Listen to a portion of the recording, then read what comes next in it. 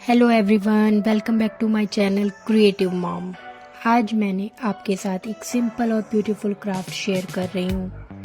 इसके लिए मैंने 2 आइसक्रीम पॉट्स लिए हैं। सबसे पहले मैंने पॉट्स को पिंक और ग्रीन कलर से पेंट किया है। ये ब्राइट कलर क्राफ्ट को और भी अट्रैक्टिव बना देते हैं।